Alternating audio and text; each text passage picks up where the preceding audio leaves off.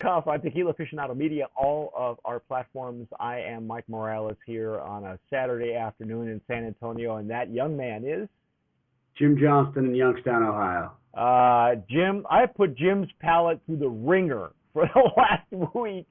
I was so upset about it too. It turned out to be a phenomenal experience. Well, yeah, we started with some great tequilas that probably at this time when we're taping this, you're watching our Rhino Tequila series that we did, which was really a great organic tequila. That was Jim's first foray into an organic tequila, and then we went into this lovely mezcal series that just we both did backflips over this mezcal. Today we are going to try something completely different, Sunora. And what Sunora is, it's Bacanora, ladies and gentlemen. Check that out. Look at the packaging on this. See that plant right there?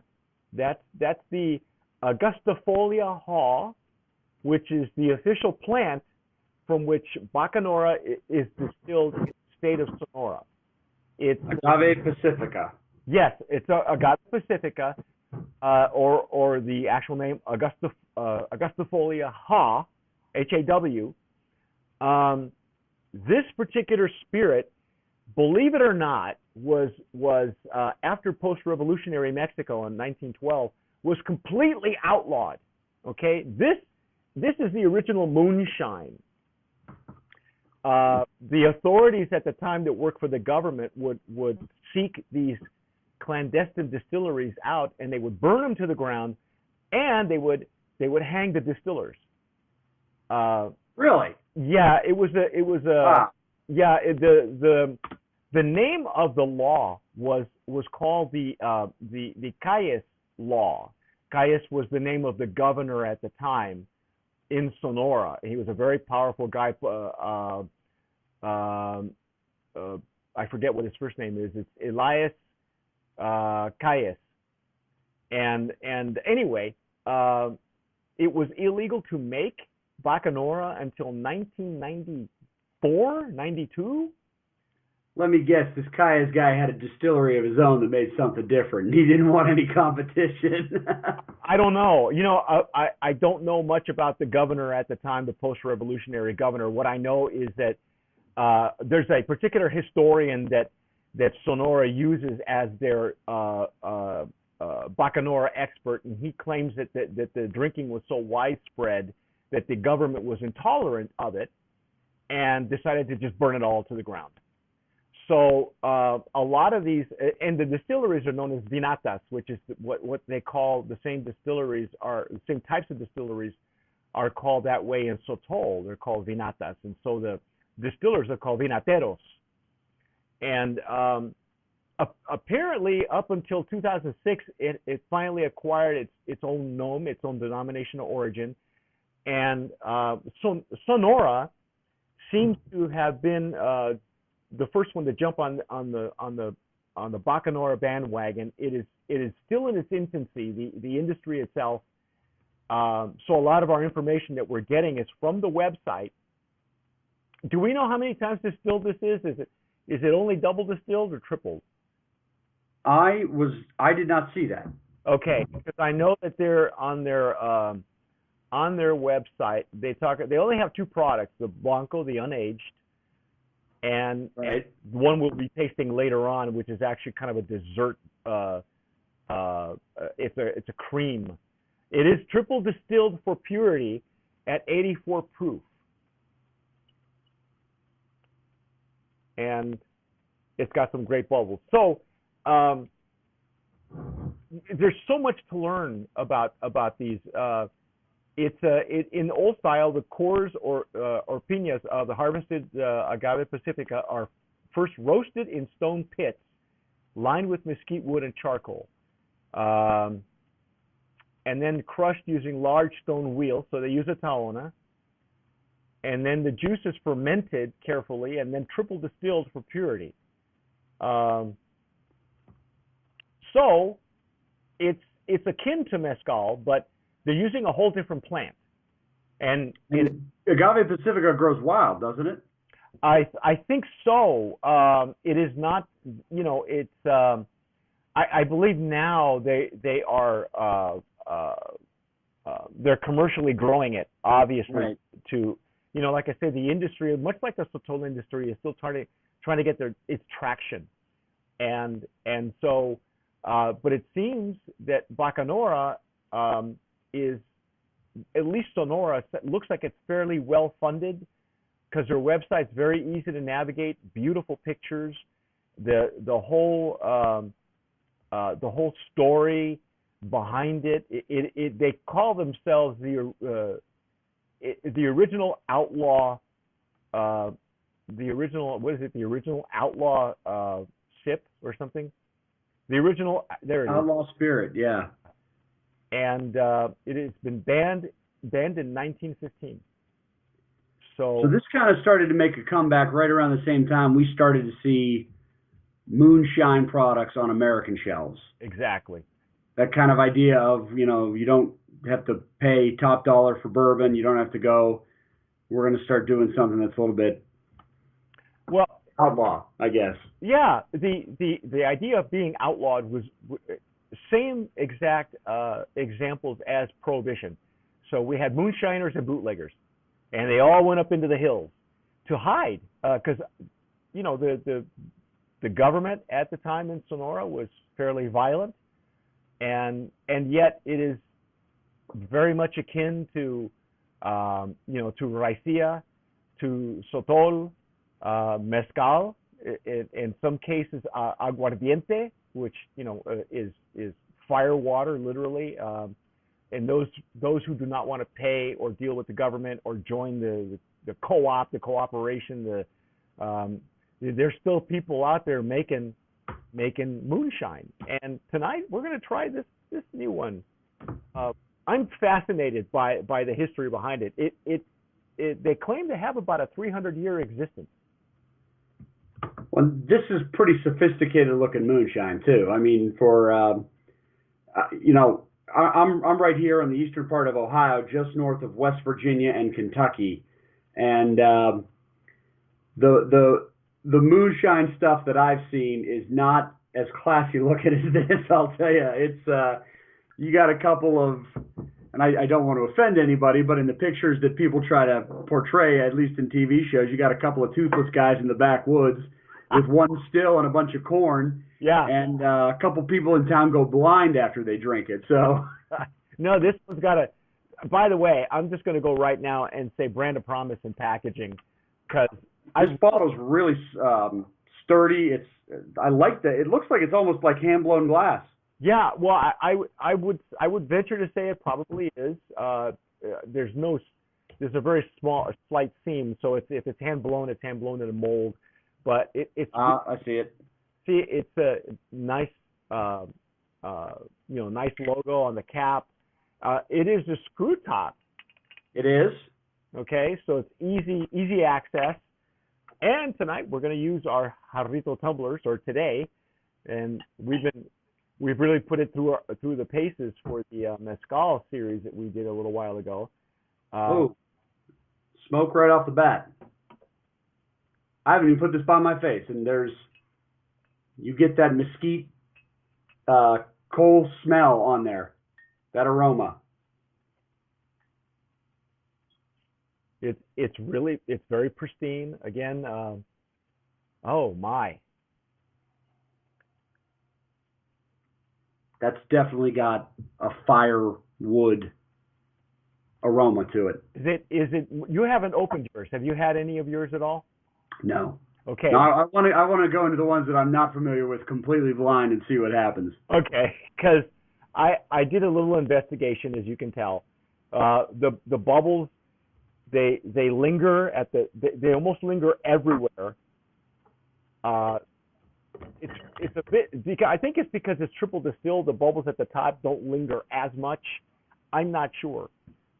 Again, I'm not sure why this brand decided to do a triple distillation as opposed to a double distillation. I believe that the other Bacanoras that we tasted earlier with our guy in the UK, Felipe, are double distilled. This smells like when you grill something with mesquite wood, this does have a little bit of that mesquite smoke essence on the aroma to it, but it does smell like that fresh lit grill smell with mesquite wood on it. Not a deep earth smoke, but kind of like a light grill smoke almost.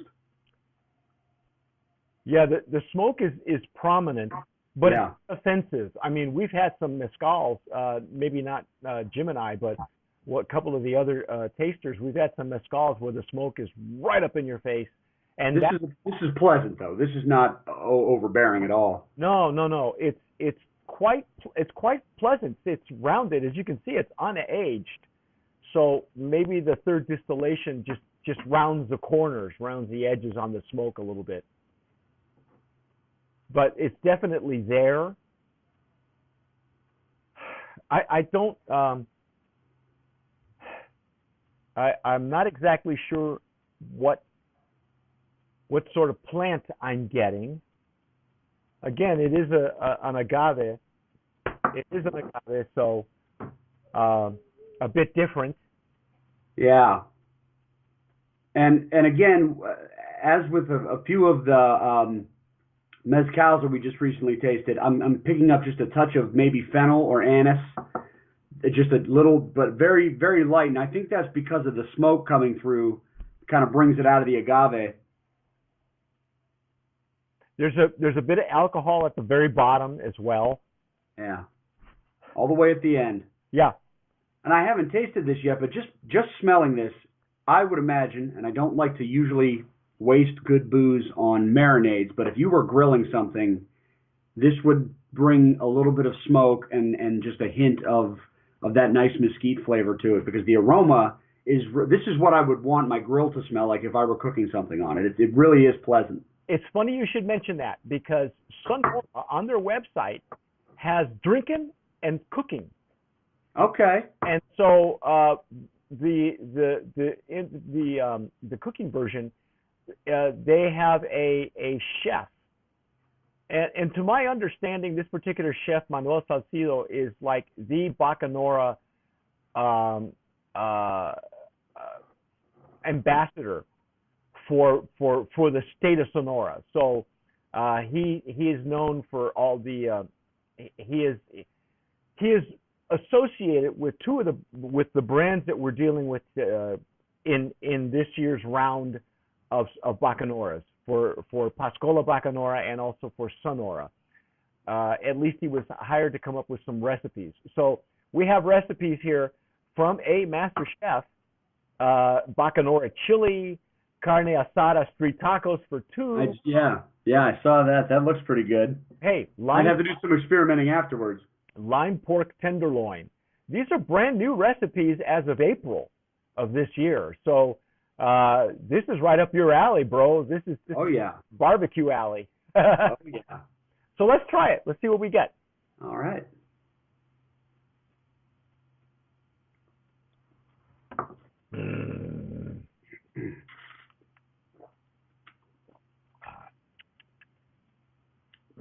Wow.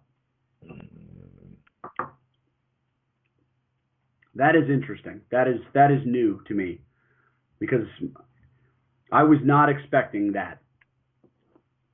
This is equal parts smoke and plant. Yep.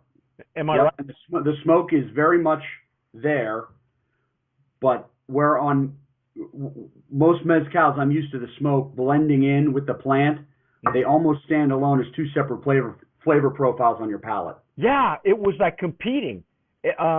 I had smoke on one side, plant on the other, and then smoke again, plant on the other. Right.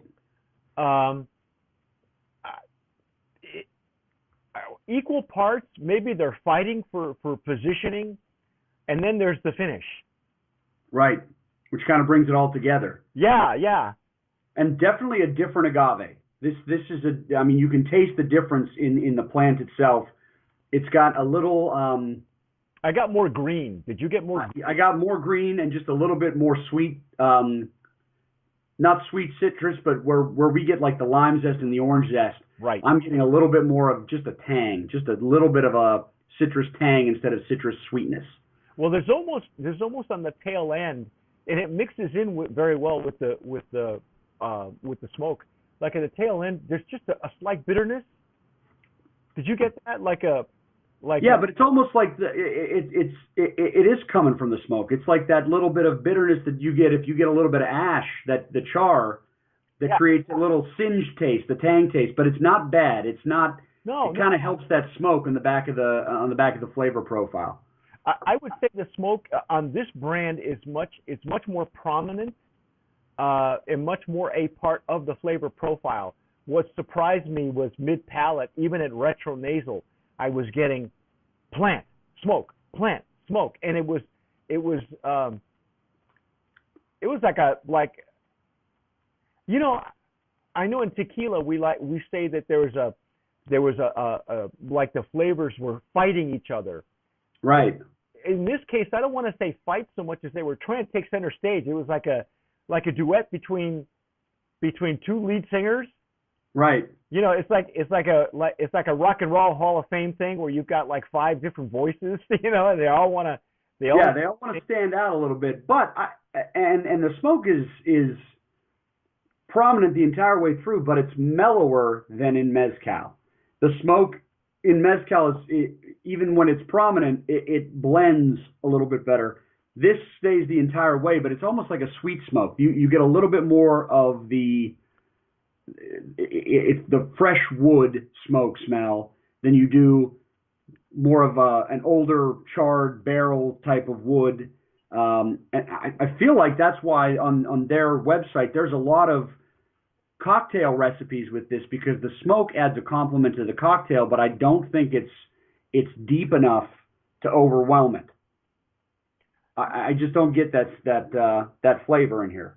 No, it's really a unique flavor profile. It says that it's dry. There is some pepper also in the palate, but what it's the pepper is really almost tertiary compared to the plant smoke flavor profile. And the other thing too is I have a feeling, and I was told this. I was also told this by the gentleman, not by this gentleman, but I have discovered that once we'd opened it and let it air out, you got that initial smoke at the very top, because you had just broken the seal off of yours. I can tell, once you get to a quarter of the way down, the smoke in the aroma is less prominent in the aroma and more prominent in the flavor profile. I almost get the right now, and I had a sip probably about a minute ago. It's kind of like when you have a Paloma and that little bit of grapefruit tang from the soda. You can taste the sugar in the soda, but the grapefruit tang keeps it. The smoke and that little bit of that bitterness you were talking about creates almost a grapefruit tang at the back of my flavor profile there. And maybe that's the bitterness that I was getting, because to me, fresh grapefruit juice is bitter. Right. And with just a little sweetness from the smoke to kind of mellow it, you just get a little of that bitterness, but it's an overall kind of. I want to try this in a Paloma. Yeah, I agree with you. I think it's not only.